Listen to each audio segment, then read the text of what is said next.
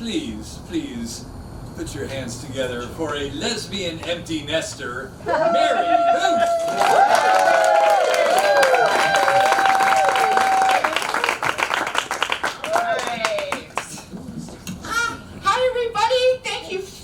For coming and supporting live comedy. We really appreciate it. Hey, Zoomies, thank you guys too. So, anyway, as Chris mentioned, I am, lesbian empty nester. I am a lesbian.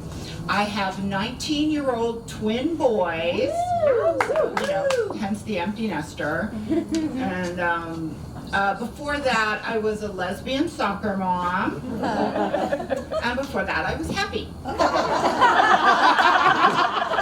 So it's kind of different now. So, as a parent, one of my deepest anxieties is that my kids are going to marry somebody stupid. Actually, I'm already facing a very, very sad situation in that my children are straight. Whatever, not a choice. So many brunches and musicals and made them watch Project Runway and didn't do one goddamn bit of good. So hence, I'm just really worried they're going to marry somebody stupid. And I've been telling them since they were children, if you marry somebody stupid, you're going to have stupid kids. Because intelligence is IQ is generally associated with the mother.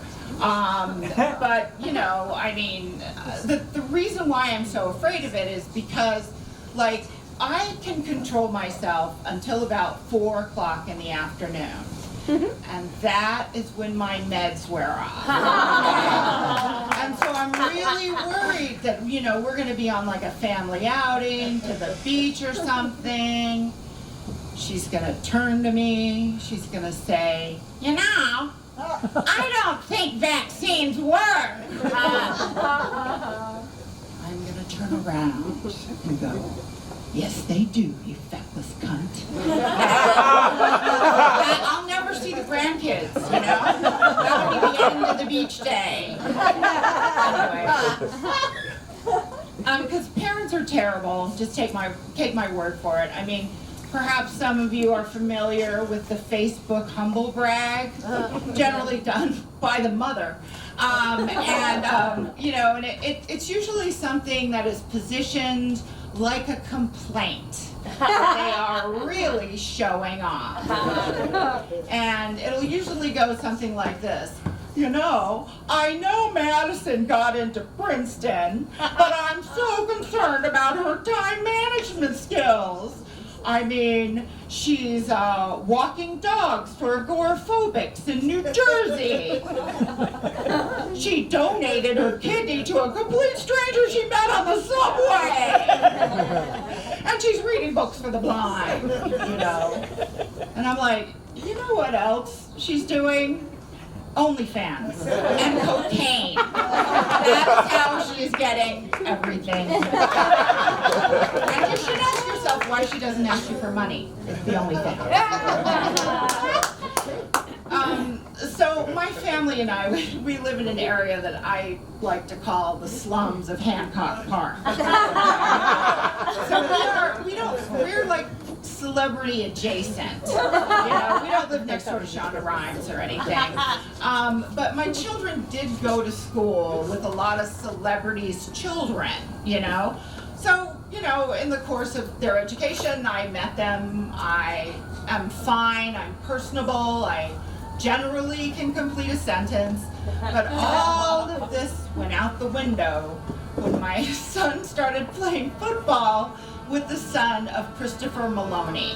Now, I don't know if you know who Christopher Maloney is, but he plays Sergeant Elliot Stapleton on Law & Order SVU. He is the daddy of all daddies, okay? And my son was so cute. He was like, Mom, you want to meet the guy from your program? What's the program? I can bring him over. You could meet him. And I'm like, God damn it, no! Under no circumstances are you to bring Sergeant Elliot Stabler over here!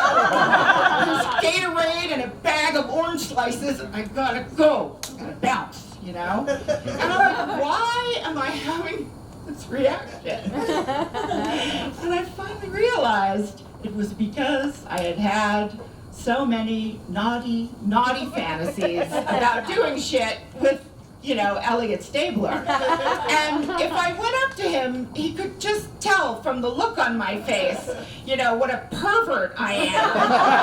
And I would either, you know, I would be like a perp on SVU or call the police or something, you know. So I'm a little bit new to comedy, but I try and go out and do as many shows as I can. And this affords me the opportunity to interact with a lot of Gen Zers. It's a lot of fun. And Gen Zers have really interesting ideas about parenting. Like usually some dude will get up there and he'll be like, you know, when I have kids, my kids are gonna clean the house and do the dishes. And I'm like sitting back in the back usually going, oh yeah, that's just how kids work. You know, you're golden, dude. You know, and like the thing of it is, let me explain to you, just imagine the very worst roommate you ever had, even worse than Pav's roommate. That's what living with kids is like, you know? Like they don't clean shit, they don't pay for shit, they expect you to cook every single day, you know, it's a nightmare. And another thing, let's just say you could bend them to your will and get them, you know, to slavishly take care of all of your household needs. It would still be the worst financial decision you've ever made in your life. Because I have a cleaning lady. I pay her to clean my house. But I never had to send her to lacrosse camp in Delaware. Kids are expensive. That's all I'm trying to say. Kids are super freaking expensive. Okay? And the other thing that happens is usually there will be a darling young woman and she will come up to me and she'll be like, oh my God, you have twins? You're so lucky. That's exactly what I want. And I'm like, oh, this bitch. And, you know, so stupid. You know, raising twins is like combing your hair with firecrackers. There is always something on fire in your house, you know?